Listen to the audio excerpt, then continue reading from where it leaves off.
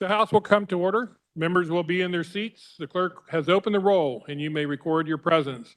Please rise and give your attention to the House chaplain, followed by a Pledge of Allegiance by Representative Bourgeon.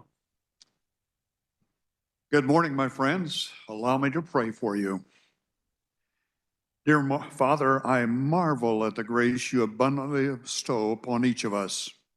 Thank you. I know grace is not deserved, but it is so appreciated. I'm well aware of all the offenses I have committed against you and others, but you have forgiven and given grace instead of the justice which was rightly deserved. Today, I pray for the same grace you have bestowed to be spread across this chamber of responsibility. Allow each one to give to others as you have given to them. And if personal offenses have occurred, might your peace and grace abound. I pray for unity, and that it would abound in our quest to best serve the people of our great state. I also pray when our work is done and we leave this decision-making place, we can look back and say, I have done well. Many of us are missing the opportunity to be with our families, regardless if they be near or far. Bless them with an understanding heart for the work you have called me to do. Please, O God, remind them, even though they are not physically present, they are a partner in this work, and I am so grateful for their support. Father, our world is experiencing chaos on many fronts. It so needs you to show the correct way forward. May we pray for our national and international leaders. Might your wisdom and understanding be granted to those in places of this great responsibility. I ask this in Jesus' name. Amen. To the flag of the United States of America, to the republic for which it stands, one nation, under God, indivisible, with liberty and justice for all.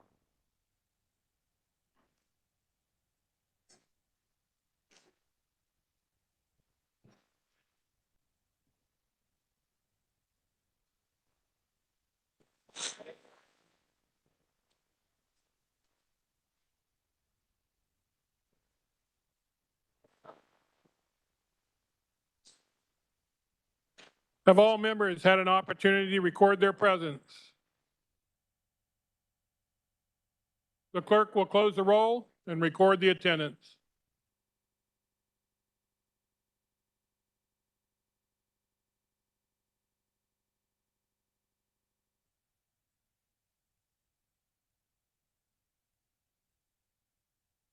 Speaker recognizes Representative Waymaster on a point of personal privilege.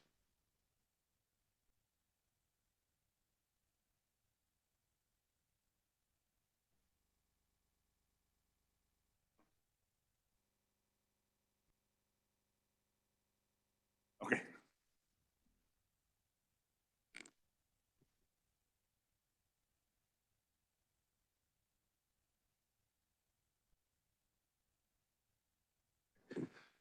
Thank you, Mr. Speaker. Today we recognize February 7th, 2024 as Jag K Day at the Capitol. Most of the members of this body are familiar with Jobs for America's Graduates, Kansas, and their remarkable outcomes. Jag K is an all-in-school elective class that helps prepare students for successful futures. Jag K career specialists work with their students all 12 months of the year and provide 12 months of support following their senior year. Since Jag K started in Kansas in 2013, Jag K students have a 95% graduation rate, and 85% of Jag K graduates are in post-secondary education, military service, or in the workforce on a full-time basis 12 months after they graduate from high school. I have seen the magnificent work our local Russell High School Jag K program has done in our community. Our students are getting paid internships, learning valuable life skills, and growing as leaders in school and our community. Their career specialist, Raina Tomlinson, is doing an excellent job. Before recognizing the students, I would like to offer my colleague, Representative Barbara Ballard, an opportunity to say a few words about Jag K. Representative Ballard has been a longtime member of the Jag K Board of Directors and one of their biggest supporters in the legislature. Representative Ballard. Thank you, Chairman Warminster. I would like to just say, we all want our young people to do well in the state. We always look at the graduation rate and how high it is or how low it is. JAG makes sure that they graduate, and they have extraordinary opportunities presented to them. I've gone to a conference, and if you could see the enthusiasm of these young people and their teachers and sponsors, then you would know that they are happy to be in Jag K. And part of it is they know they can go on, they can thrive. And I am sure their parents, and some were there, have indicated how pleased they were with not the transformation, but the enthusiasm of learning and knowing that you can go on to college or whatever occupation you want to. And they thrive, they do well. And the money we invest into this program comes out in that graduation rate. And we are providing a valuable service to the students in Kansas. So I think if you look at those young people behind me, you'll know that they are just representative of what Jag K is doing. And I have to put in a very kind word for Chuck Knapp. He is helping to make this happen with his staff. Thank you for the opportunity. Thank you, Representative Ballard. Joining us in the East Gallery today are some of the hundreds of Jag K students in the Capitol today. And the students on the floor are state and regional Jag K Career Association officers. We have Chari Moore, James Kingsbury, Xavier Aquino, Layla Horton, Micah Benton, Hayden Brown, and Landon Kreifels. And the adults are Chuck Knapp, the president and CEO, as Representative Ballard referenced, and Bev Mortimer, Senior Vice President of Programming. Thank you for joining us and recognizing Jag K Day at the Capitol. And Mr. Speaker, I ask that my remarks be spread across the journal. Without objection, so ordered.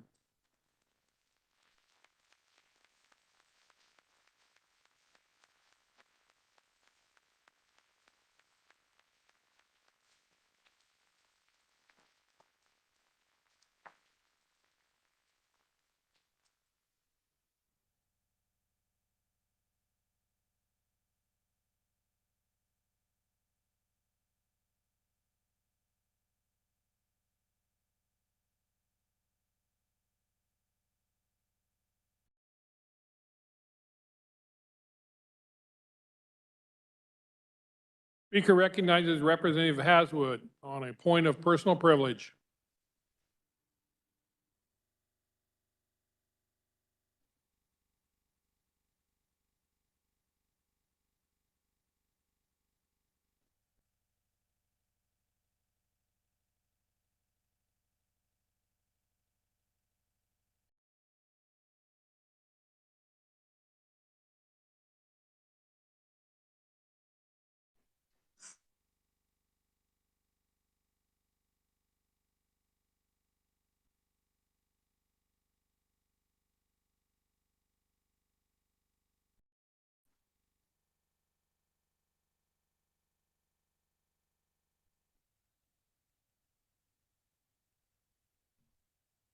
Good morning, body.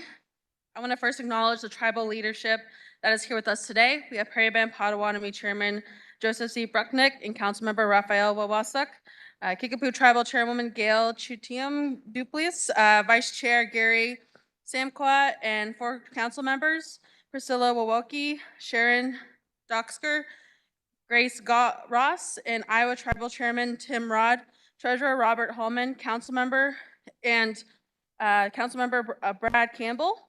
Thank you all for being here today. Today is Kansas Native American Legislative Day at the Capitol. This was passed in statute in 2013 by former state legislator Punkwe Victors Kozad, who made history here in Kansas as the first Native American woman to hold office in the Kansas State Legislature. This day is to recognize and honor the 4 tribes' historic and continued contributions to weaving the fabric of the great state of Kansas. I'm excited to celebrate the accomplishments of one of our own here today on the House floor. Today, I want to introduce to you all Dr. Alex Redcorn. Dr. Redcorn is an Osage Nation citizen, a member of the Tsisua-Shitage Gentle Sky Peacekeeper Clan with family roots in the Wahasho District, Osage Village near Pascua, Oklahoma. In the College of Education at Kansas State University, he serves as an assistant professor of educational leadership, coordinator of Indigenous partnerships, co-chair of the Indigenous Faculty and Staff Alliance, executive director of the Kansas Association for Native American Education, also known as KANAI, and program coordinator for the Indigenous Educational Leadership Graduate Certificate. His scholarship and service are focused on building capacities for Native nations to take on a more prominent role in the education of their citizens. As a member of the College of Education faculty, Dr. Redcorn has consulted with schools and tribal leaders across the region on a variety of topics relating to the education of Indigenous peoples and has helped cultivate conditions for increased collaboration with tribal governments. He has also developed the new Indigenous Educational Leadership Graduate Certificate Program to help leaders work with Native nations and communities building their technical skill sets with working with unique systems of Indian education as they work across tribal governments, public schools, and federal programs. He has successfully graduated 2 cohorts of students with master's degrees in educational leadership in partnership with the Osage Nation, whose lands and histories long predate the state of Kansas and these lands. Redcorn is known nationally for his contributions to education and has been awarded the O'Brien Award in 2023 by the Human Rights Educators USA and the Wilma Mankiller Memorial Award from the National Education Association. Body, please join me in celebrating Dr. Alex Redcorn.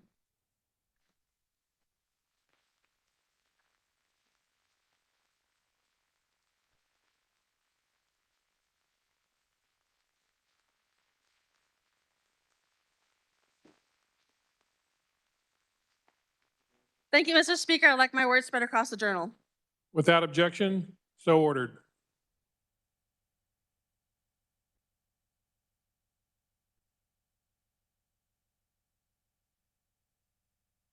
Speaker recognizes Representative Proctor on a point of personal privilege.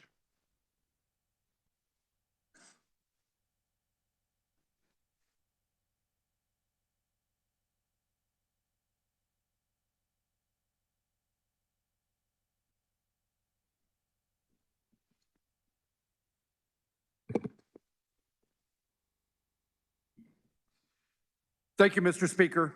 Today I have with me the Board of Directors and staff of the Alliance Against Family Violence. Down here with me at the well, I have board members Melinda Harbour and Jamie Lynn Zlatos, and staff members Katie Irvin, Jenna Motley, and Stacy Eisenring. 40 years ago this month, the Alliance Against Family Violence began to serve families in Leavenworth County who are impacted by domestic and sexual violence. And since they opened, the Alliance Against Family Violence has been helping residents of Leavenworth County and beyond in managing crises as well as starting new lives after tragedy. Since they first opened their doors 40 years ago, the Alliance has expanded its service to include shelter for individuals fleeing abusive homes, a 24-hour hotline, court advocacy, crisis intervention services, medical and child youth advocacy, and support group services.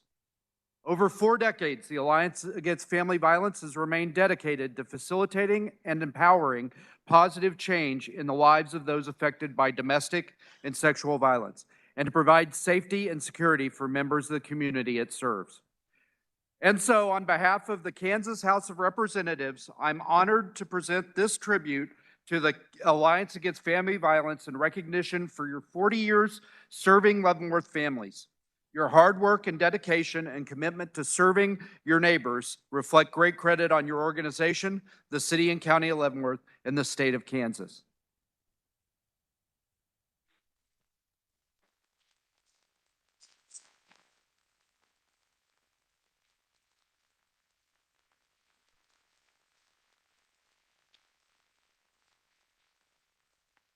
Mr. Speaker, I ask that my words be spread across the journal. Without objection, so ordered.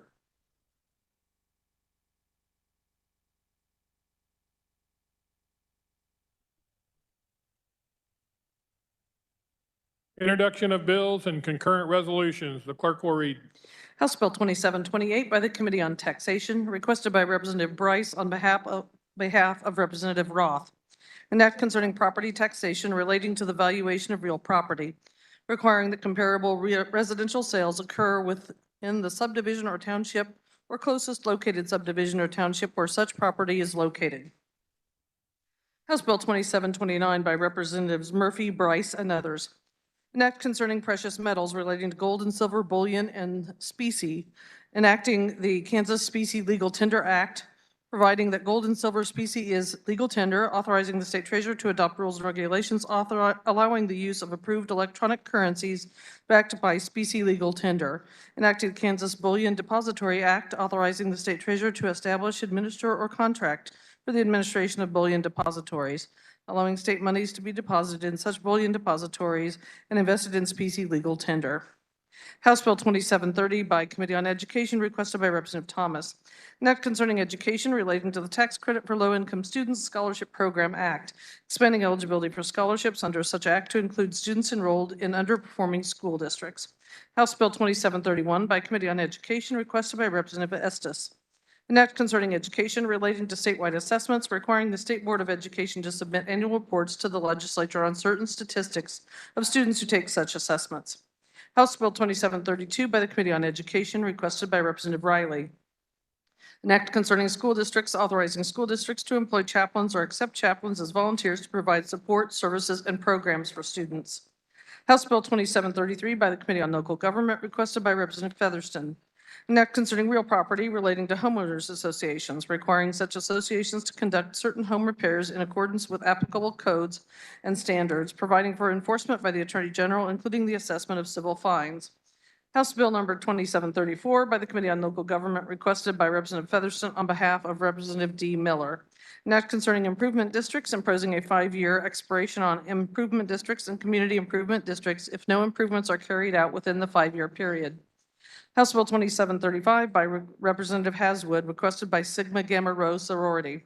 An act establishing a task force on missing women and girls who are Black, Indigenous, and people of color.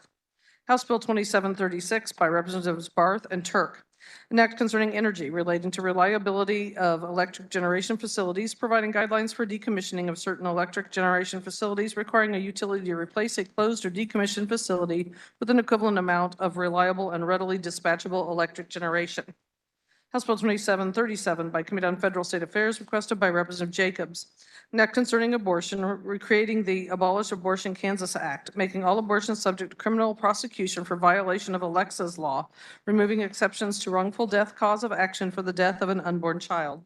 House Bill 2738 by Committee on K-12 Education Budget, requested by Representative Getz. An act concerning education relating to special education state aid, revising the special education state aid statewide excess cost calculation to count additional funding, requiring the state board to determine excess costs for school districts, requiring the state board to establish a special education state aid equalization distribution schedule, and to distribute certain amounts of special education services aid pursuant to such distribution schedule, requiring each school district to transfer the amount attributable to the special education weighting from the supplemental general fund to the special education fund. House Bill 2739 by the Committee on Financial Institutions and Pensions, requested by Representative Hoheisel. An act concerning state monies relating to state managed funds and state contracts, enacting the Countries of Concern Divestment and Procurement Protection Act, requiring divestment from investments with countries of concern and providing exceptions therefor, prohibiting investments, deposits, or contracts with any bank or company domiciled or with a principal place of business in a country of concern, and indemnifying state-managed funds with respect to actions taken in compliance with such act, providing an expiration date for such act. House Bill 2740 by the Committee on Corrections and Juvenile Justice, requested by Representative Thompson. An act concerning crimes, punishment, and criminal procedure relating to crimes against persons, increasing the criminal penalty for a third or subsequent conviction of domestic battery, creating a mandatory minimum sentence for aggravated domestic battery. House Bill 2741 by Committee on Corrections and Juvenile Justice, requested by Jennifer King on behalf of the Department of Corrections. An act concerning crimes, punishment, and criminal procedure relating to supervision of offenders, updating the terms of supervision for offenders on probation and post-release supervision. House Bill 2742 by the Committee on Child Welfare and Foster Care, requested by Brad Smoot on behalf of Children's Mercy Hospital. An act concerning children and minors relating to the Secretary for Children and Families, directing the Secretary to reimburse a hospital when a child is in custody of the Secretary, remains at the hospital, and is no longer receiving medical services. House Bill 2743 by the Committee on Transportation, requested by Representative Hoheisel on behalf of Justice Action Network. An act concerning traffic regulations relating to driving privileges, revoking the authority to suspend a person's driving privileges or driver's license due to non-payment of fines or court costs from traffic citations, providing for retroactive application thereof. House Bill 2744 by Committee on Commerce, Labor, and Economic Development, requested by Rachel Willis on behalf of the Department of Commerce. An act concerning economic development, enacting the Transformation of Passenger and Freight Vehicle Industry Act relating to tax and other incentives for projects in specified industries or for a national corporate headquarters with specified job requirements of at least 250 new employees and specified capital investment requirements, providing for a refundable income privilege and premium tax credit for a portion of any specified capital investment requirement, retention of certain payroll, withholding taxes, sales tax exemption for project construction, establishing the Transformation of Passenger and Freight Vehicle Industry Act New Employee Training and Education Fund. House Bill 2745 by the Committee on Commerce, Labor, and Economic Development, requested by Jason Watkins on behalf of the Wichita Chamber of Commerce. An act concerning occupational licensing relating to occupational licensing, certification, and registration fees, providing that military spouses of active military service members shall be exempted from all such fees.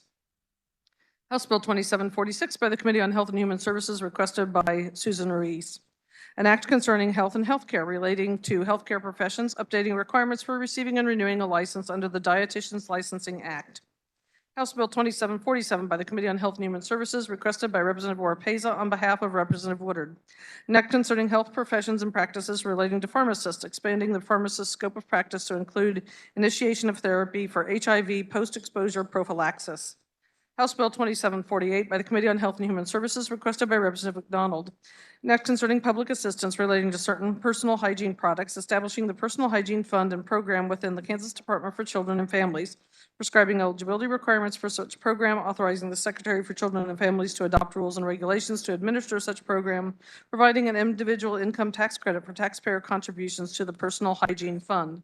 House Bill 2749 by the Committee on Health and Human Services, requested by Representative Bryce on behalf of Kansans for Life. An act concerning abortion relating to reports on abortions performed in this state, requiring the reporting of the reasons for each abortion performed at a medical care facility or by a healthcare provider. House Bill 2750 by the Committee on Health and Human Services, an act concerning health and healthcare relating to the treatment of sexually transmitted diseases, permitting the use of expedited partner therapy for the treatment thereof.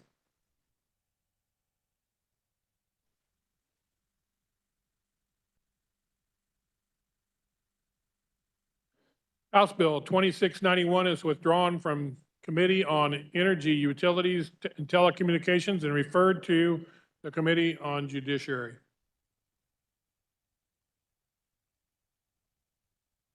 Final action on bills and concurrent resolutions, the clerk will read. House Bill 2495 by the Committee on Appropriations, an act making and concerning appropriations for fiscal years ending June 30, 2024 and June 30, 2025 for state agencies, authorizing certain transfers and increasing expenditure limitations to the foregoing, funding of the fiscal year 2024 salary increase for certain state employees. This constitutes final action on House Bill 2495. The clerk will open the roll and you may record your vote.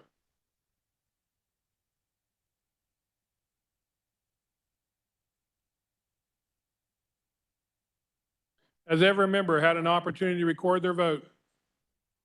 The clerk will close the roll. Does any member desire to explain his or her vote? Does any member desire to change his or her vote? Representative Rogers votes aye. Representative Titus votes aye. Representative Corbett votes aye. Any further changes to the vote? Seeing none. 119 having voted in favor and 0 against the passage of House Bill 2495, the same having received a constitutional majority, the bill is hereby declared passed. The clerk will record the vote.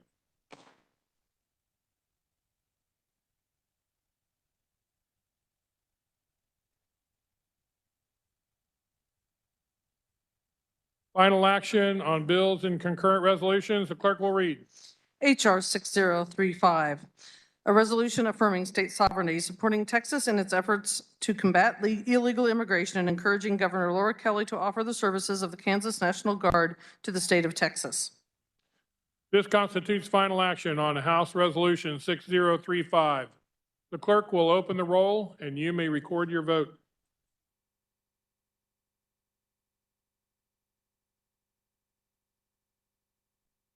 Has every member had an opportunity to record their vote?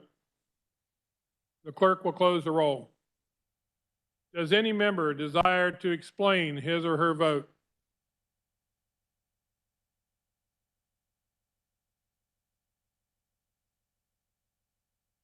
Representative McDonald.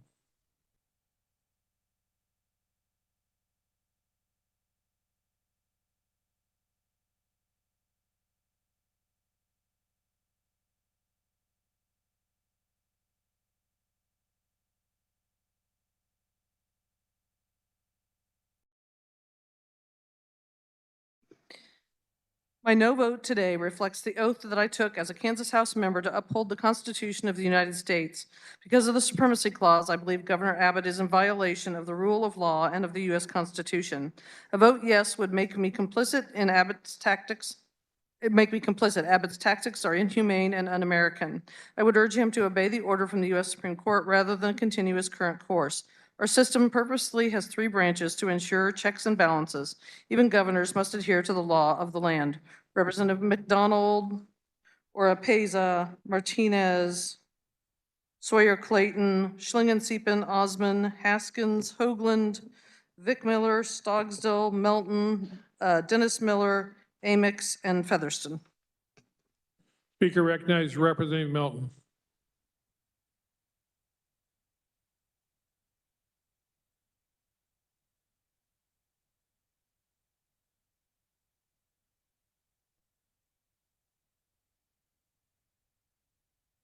Thank you, Mr. Speaker. I support coming to the United States legally. Our armed forces and law enforcement men and women face risk every day to protect our constitutional rights and freedoms that we enjoy. There is a legal process to enter and remain in the United States. That I support. I think there are flaws within that system, and those flaws need to be addressed. I do not support inhumane treatment of any type.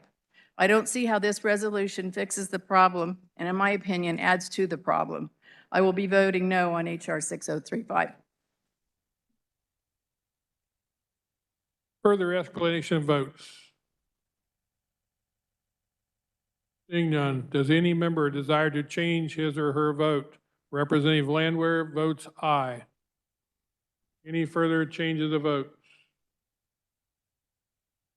Seeing none, 80 having voted in favor and 40 against the passage of House Resolution 6035, the same having received a constitutional majority, the bill is hereby declared passed. The clerk will record the vote.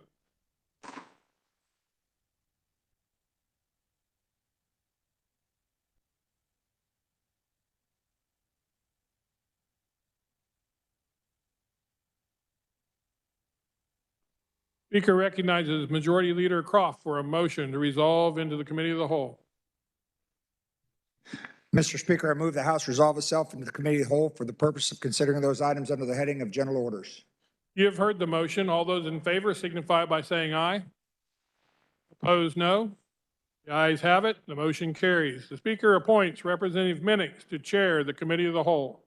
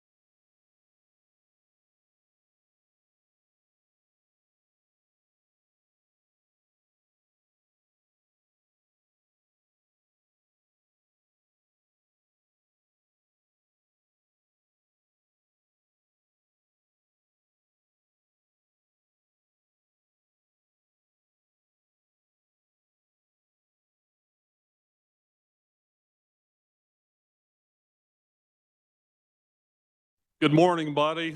The chair recognizes the majority leader for a motion. Mr. Chair, in accordance with House Rule 1903, I move House Bill 2578 appear under the order, of business general orders be passed over and retained a place on the calendar.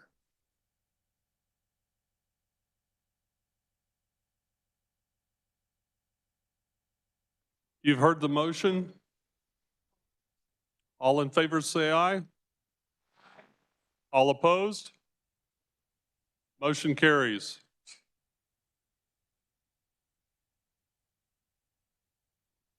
The next item of business is House Bill 2522, and for the purpose of carrying House Bill 2522, the chair recognizes Representative Ressman.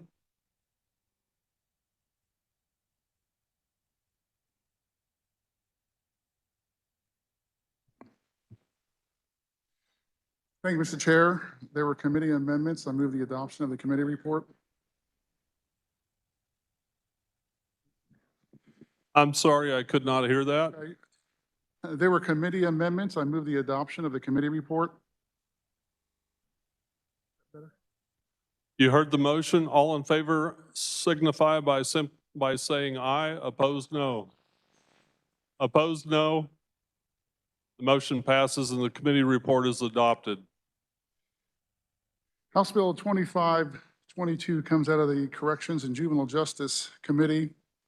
The purpose of the bill would require that within 9 months of an inmate's release, the Secretary of Corrections shall determine and provide current versions of certain documentation. These documents would include their identity, education certificates or diploma, vocational training records, or resume for the purpose of successfully obtaining employment. The bill also requires the Secretary to make reasonable efforts to provide an inmate a copy of their birth certificate or Social Security card if they don't have one. This requirement does not apply to inmates who are being released from custody to another jurisdiction on a warrant or detainer or have been determined by the Secretary to be physically or mentally unable to return to work. This is currently policy with the Department of Corrections. However, this bill will place it into statute. There was one committee amendment that would require the identification cards to be issued to be non-driver identification cards, so it's just to be a plain state identification card. There was one proponent, and it was the Secretary, Jeff Zamuda, who told the committee that individuals released from prison would have the means to obtain employment. There were no opposition or neutral, and there were actually two fiscal notes. The first one that was attached to the bill is incorrect, and for 2025, it stated that there would be $418,000, and in 2026, $423,000. $234,000 would be to support 4 full-time employees, and the remainder of $184,000 for both years would be to support documentation, which I thought was kind of a high amount.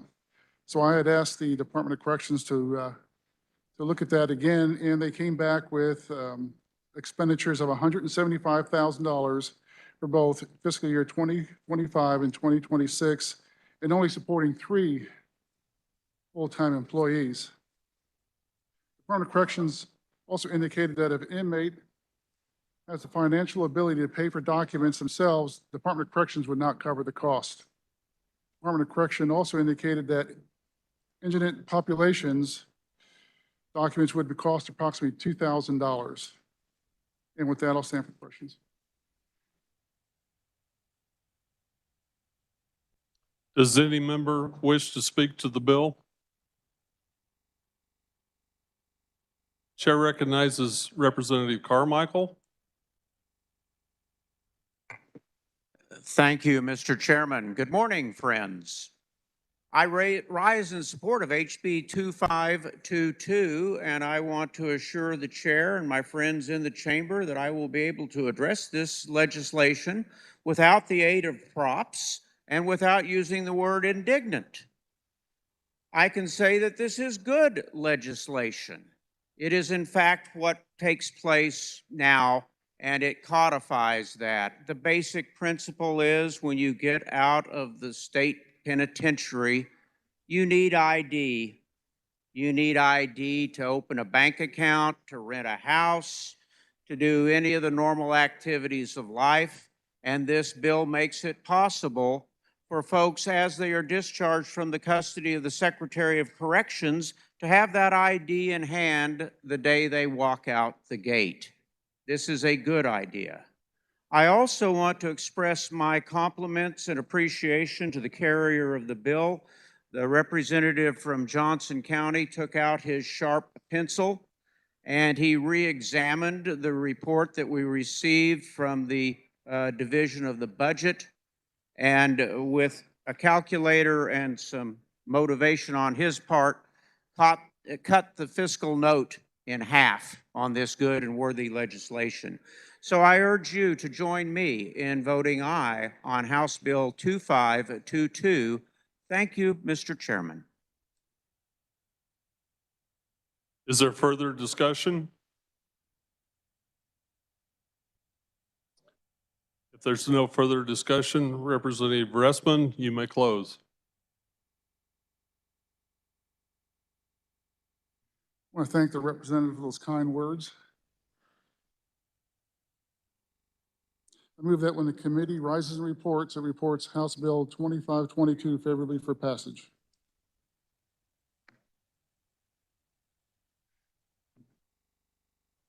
You've heard the motion by Representative Ressman to report House Bill 2522 favorably. All those in favor signify by saying aye. All those opposed, nay. It appears the ayes have it. They do have it. The motion passes.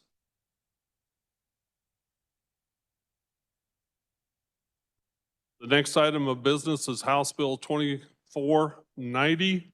For the purpose of carrying HB 2490, the chair recognizes Representative Owens. Thank you, Mr. Chairman. This bill clarifies the ambiguity in the language of the legislation passed last year, House Bill 2021, that dealt with juvenile justice reform, where the courts are allowed to order an increase in the case length extensions incrementally. What we heard during our joint committee was that they would like a little bit more clarity on what incrementally meant. And so the fix was to put that length of extension to not exceed 90 days. It's important to recognize that this is only applicable when and if the juvenile has failed to complete a court-ordered program and it is due to repeated intentional efforts to delay that by the juvenile. So again, this just clarifies that incrementally means not to exceed 90 days, and I'll stand for questions. Does any member wish to speak to the bill? Representative Carmichael? Thank you, Mr. Chair. I rise in support of HB 2490. I'm pleased to report to the chair that I will be able to address this legislation without reference to a bright red tie, which has previously been held, according to the customs of this House, to be a prop.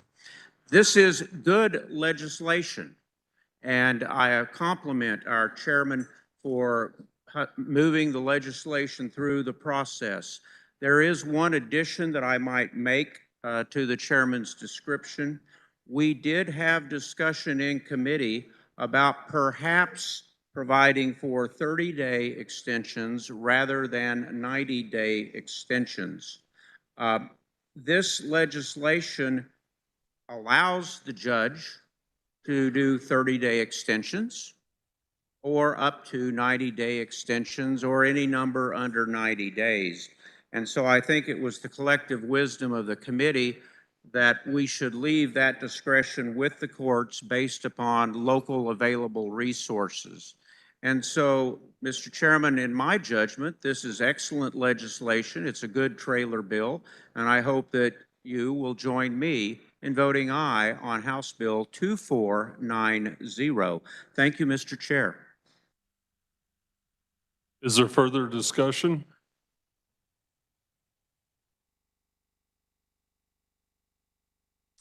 Seeing none, Representative Owens, you may close. Mr. Chair, I move that when the committee rises and report, it report HB 2490 favorably. You've heard the motion by Representative Owens to report HB 2459 favorably. All those in favor signify by saying aye. All opposed, nay.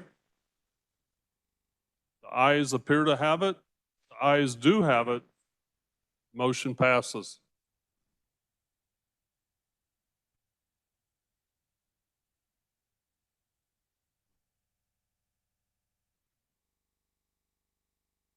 Have them in?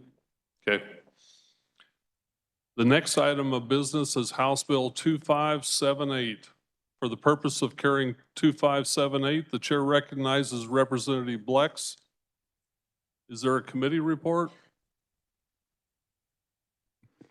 Thank you, Mr. Chair. There was a committee report. There was no amendments. Thank you. There was none. Okay.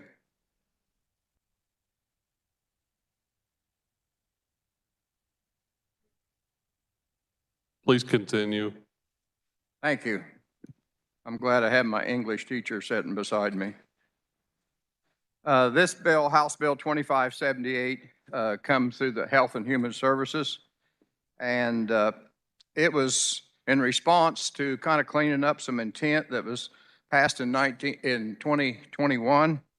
And the legislature at that time approved a monumental legislation to improve the community mental health system, to go into the certified community behavioral health clinic model. And this is a long process, been about 2 years in the making. Currently, there's 26 of the certified community behavioral health clinics. And to date, there's been about 24 of them that have received certification, or at least a provisional certification.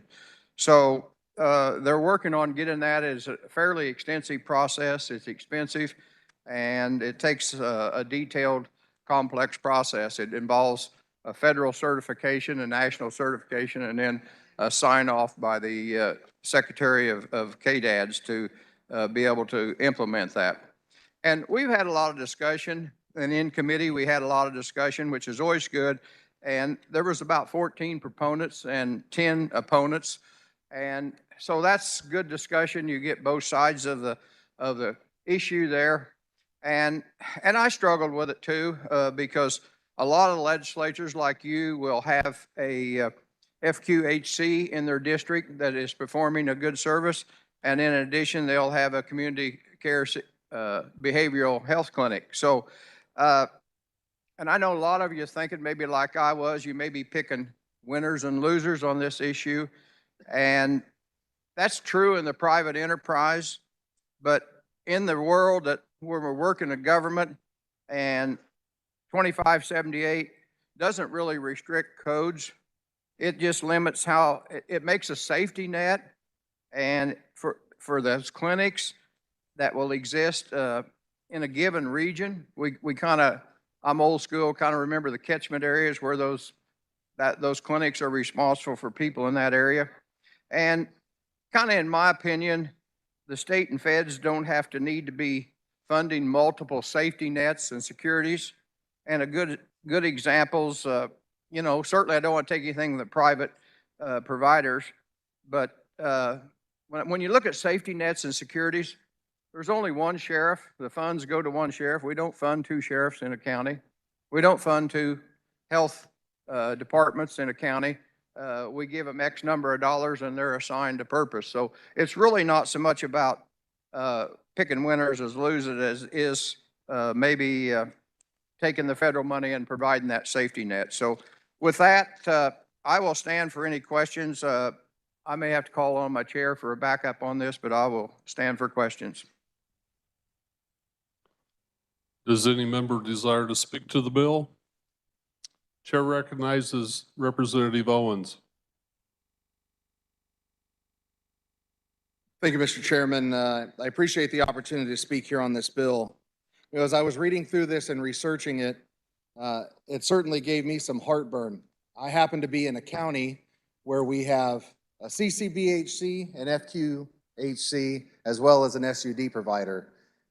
Now, I could go through those acronyms, but suffice it to say, they all do incredibly good work for those that are struggling with mental health issues, struggling with substance use issues, and access to care. They do really good work.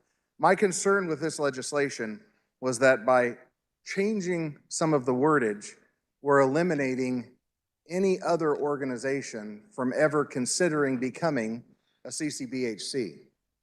Now, that may not be something that is ever considered. It may not be necessary. The market might be completely fulfilled, the need of mental health by our CCBHCs. However, I also recognize that the CCBHCs also do some of the things that my substance use providers do. They also provide some of the same services that my FQHC provider does. And so how do we balance that need to ensure that we have access for those people that need this treatment without hurting the other organizations that provide a very valuable resource? So my suggestion was that we put a sunset on this bill, that we put a sunset so that we are not forever saying no one else can ever become a CCBHC, but that we can take the time to gather some data that would allow us to know how effective our CCBHCs are. Are they actually fulfilling their mission and getting those people treated that needed treatment? And if not, then we can open the door to allow others to get into this space if and when that makes sense.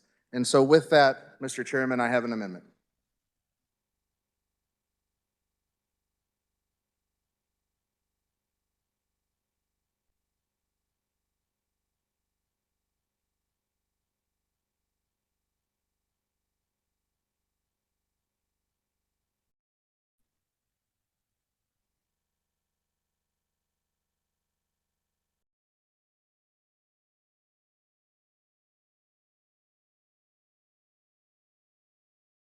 My apologies for that delay. Our revisers are definitely working overtime trying to get these turned into us so that we can be efficient. So I apologize for the delay. Is the amendment short? The clerk will read. On page 1 in line 12, after B by inserting 1, before the by inserting prior to July 1, 2027, in line 14 after centers by inserting that meet the criteria set forth in paragraph 3. 2, on and after July 1, 2027, the Kansas Department for Aging and Disability Services shall certify as a certified community behavioral health clinic any community mental health center that meets the criteria as set forth in paragraph 3. Paragraph 3, in order to be certified as a certified community behavioral health clinic, a community mental health center shall be also on page 1 in line 14 by striking that, in line 15 by striking provides and inserting and provide, on page 2 in line 12 after E by inserting 1, also on page 2 in line 15 by striking 1 and inserting capital A, in line 17 by striking 2 and inserting capital B, following line 19 by inserting paren 2, the provisions of subsection paren E shall expire on July 1, 2027. Representative Owens, you may proceed. That was an awful lot of words to say. This legislation will sunset 3 years from its effective date. I'll stand for questions. Any member wish to speak to the amendment? Chair recognizes Representative Penn.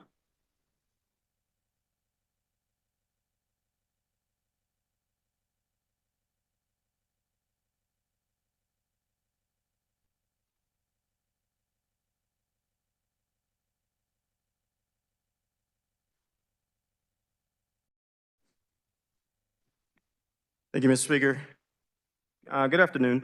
I had an amendment that I wanted to bring to this particular bill, but I'm going to withhold from that out of deep respect for the carrier of this particular amendment. But I would like to say the following, if it's all right.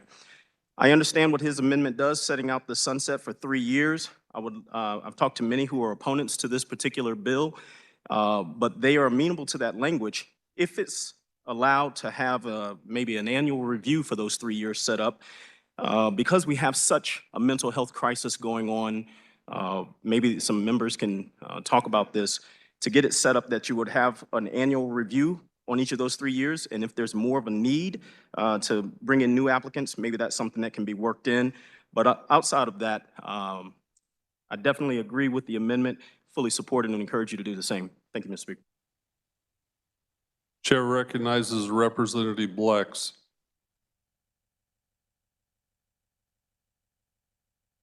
Thank you, Mr. Chair. I would consider this amendment a friendly amendment. We actually had some discussion about some of the similar stuff in committee on this, and I think that this would bring in other people. The process, as I said earlier, is going to take about 2 years.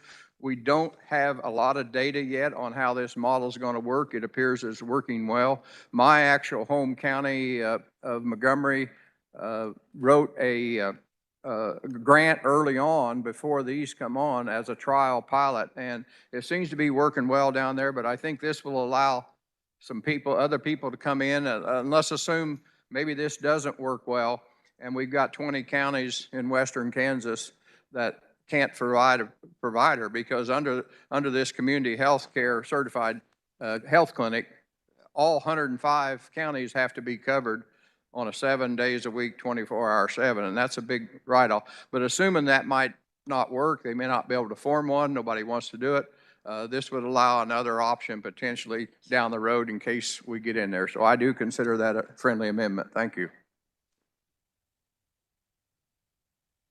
Further discussion, the chair recognizes Representative Susan Ruiz. Thank you, Mr. Chair. I agree, this is a friendly amendment. I think this amendment makes it a much better bill. It's something that I think we can all get behind.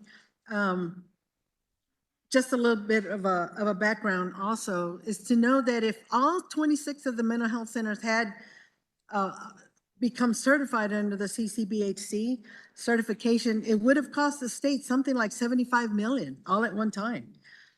And so the mental health centers have come in, like 3, 4 of them at a time. This sunset will also give us a better idea of what it's truly going to cost the state to continue to do this. And then after that, we make the decision about the FQs being able to also apply for that certification. It'll also hopefully lessen the time that it'll take them to become certified. I urge you to vote yes. Thank you, Mr. Chair. Chair recognizes Representative Landwehr.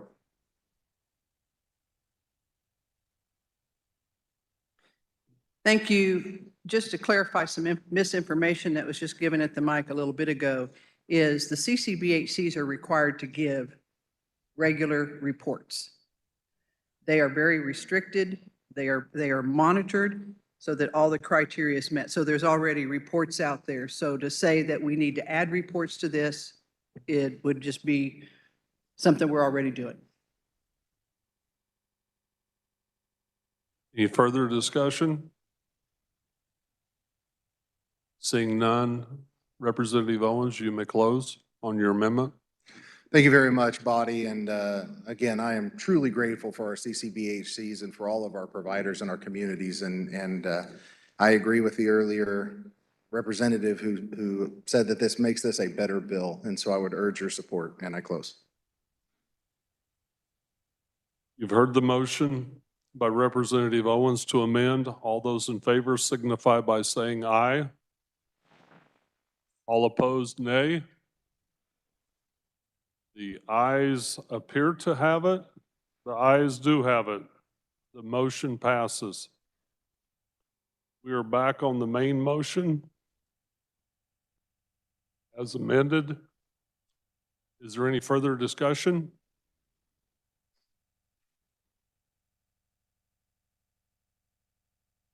Seeing none, Chair recognizes Representative Blex.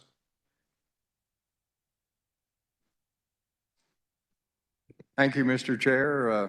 I appreciate the amendment carriers, and something that we can go to bed at night thinking the next morning this is going to be a can of worms can sometimes get worked out and go through there. So I would like to ask that when the House considers this, House Bill 2578, that they move it favorably for passage out of committee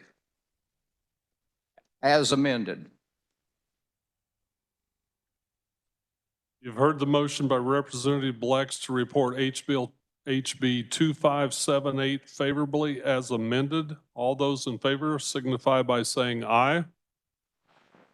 All those opposed, nay. The ayes appear to have it. The ayes do have it. The motion passes.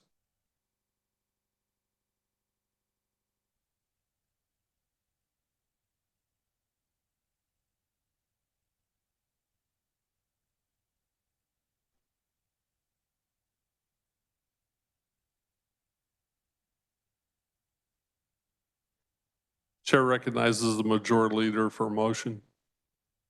Mr. Chair, I move we rise and report.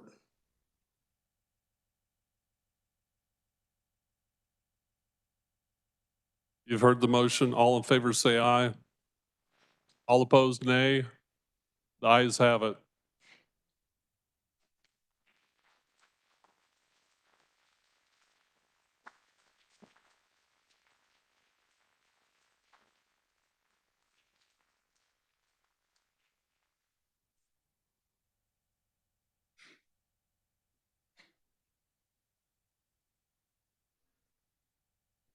The clerk will read the committee report.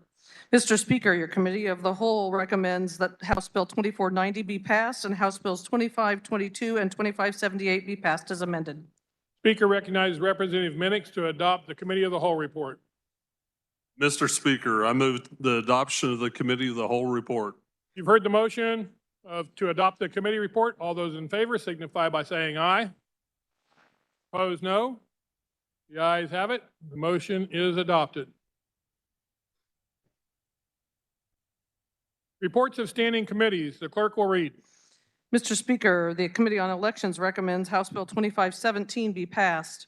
Committee on Energy, Utilities, and Telecommunication recommends House Bill 2588 be passed. Committee on Health and Human Services recommends House Bill 2453 be passed. Committee on Health and Human Services recommends House Bill 2547 be passed. Committee on Health and Human Services recommends House Bill 2637 be passed. Committee on Transportation recommends House Bill 2499 be passed. Committee on Federal and State Affairs recommends House Bill 2632 be passed. Because the committee is of the opinion that the bill is of a non-controversial nature, be placed on the consent calendar. The Committee on Federal and State Affairs recommends House Bill 2358 be amended and the bill be passed as amended. The Committee on Corrections and Juvenile Justice recommends House Bill 2601 be passed. The Committee on Corrections and Juvenile Justice recommends House Bill 2583 be amended and the bill be passed as amended.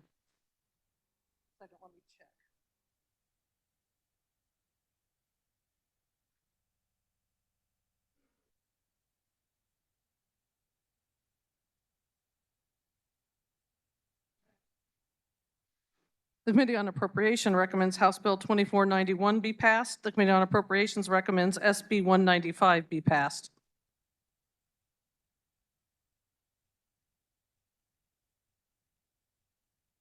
Is there any objection to returning to that order of business, introduction of bills and concurrent resolutions?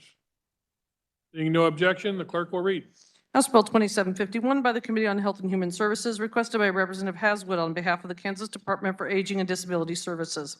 An act concerning the Kansas Department for Aging and Disability Services relating to licensure of providers of disability services, authorizing the department to condition or restrict a license therefor, granting the Secretary authority to grant regulation waivers unrelated to health and safety, authorizing correction orders and civil fines to be appealed to the Secretary. House Bill 2752 by the Committee on Insurance, requested by Kevin Robertson on behalf of the Kansas Dental Association. An act concerning health insurance relating to dental benefit plans and services, establishing the Dental Ratio Act, requiring the calculation of the annual dental loss ratio by each dental benefit plan, requiring each dental benefit plan to file an annual report, rebating certain dollar amounts to insureds or plan administrators when the dental loss ratio percentage does not meet the required loss ratio percentage, authorizing the Commissioner to adopt rules and regulations. House Bill 2753 by the Committee on Judiciary, requested by Representative Sawyer Clayton on behalf of Diana Dean. An act concerning crimes, punishment, and criminal procedure relating to sex offenses, creating the crime of aggravated sexual extortion and providing criminal penalties therefore, adding, making a demand for money or other thing of value to the elements of the crime of sexual extortion. House Bill 2754 by the Committee on Judiciary, requested by Representative Humphreys. An act concerning counties relating to public health, authorizing counties to exempt from the requirement to perform school safety inspections. House Bill 2755 by the Committee on Judiciary, requested by Katie Wisman on behalf of the Kansas Bail Agents Association. An act concerning appearance bonds relating to release prior to trial, requiring compensated sureties who post bond in municipal court to comply with certain requirements, requiring a minimum bond premium in district court, providing reasons for suspending or terminating authorization of a compensated surety. House Bill 2756 by Representatives Schreiber, Curtis, and others. An act concerning Behavioral Health Sciences Regulatory Board relating to the powers, duties, and functions thereof, enacting the Art Therapist Licensure Act, providing for the regulation and licensing of professional art therapists.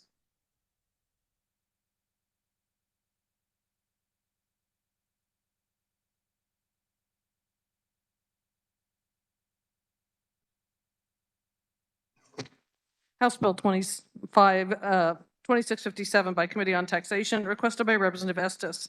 An act concerning adoption relating to the expenses thereof, enacting the Adoption Savings Account Act, allowing individuals to establish adoption savings accounts with certain financial institutions, providing eligible expenses, requirements, and restrictions for such accounts, requiring the Secretary of Revenue to adopt certain rules and regulations, granting non-exclusive marketing authority to the State Treasurer, establishing addition and subtraction modifications for contributions to such accounts under the Kansas Income Tax Act.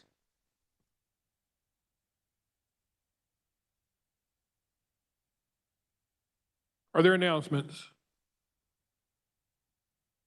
Speaker recognizes Representative Stogsdill.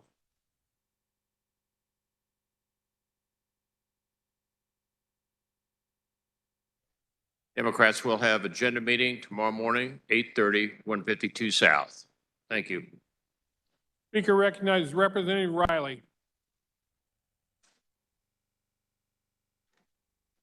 Thank you, Mr. Speaker. Tomorrow morning for our prayer breakfast at 7 o'clock in the morning, room 142, our guest speaker is going to be Pastor Ed Rotz. He is currently serving as the Northeast Kansas and Topeka director for a ministry called Pastor Serve. They help coach, help with crisis support for pastors and consulting for pastors. So again, 7 o'clock tomorrow morning. Thank you. Speaker recognizes Representative Ballard.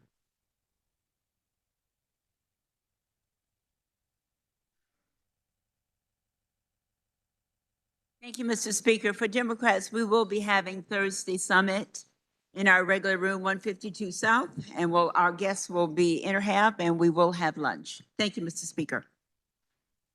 Speaker recognizes Representative Hill.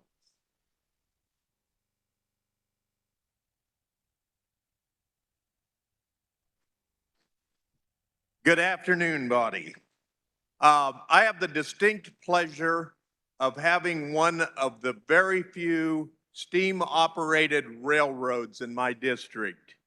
And we have with us today some students that are here to testify in committee supporting that steam railroad. And I want you to direct your attention to the gallery. We have Dayton Richa,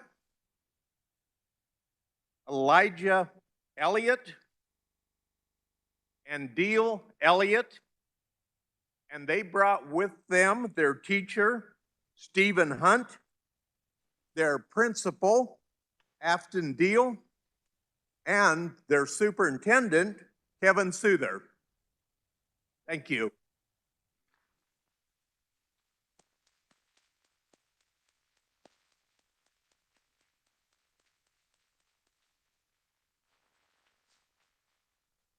Speaker recognizes Representative Blex. Thank you, Mr. Speaker. Kansas Rural Caucus will be having a luncheon, and we're going to learn about Kansas, the land of Oz, and it's in 152 South, and I think they're ready for us now. Thank you, Mr. Speaker. Speaker recognizes Representative Titus.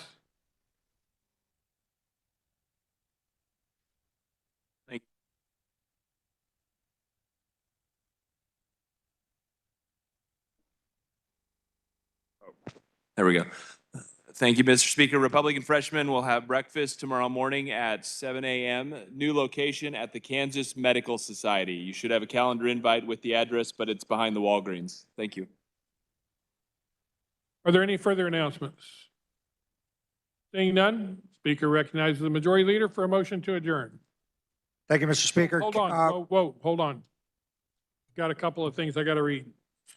Representative Chris Croft will replace Representative Owen Donahoe on the House Committee on Education on February 7th.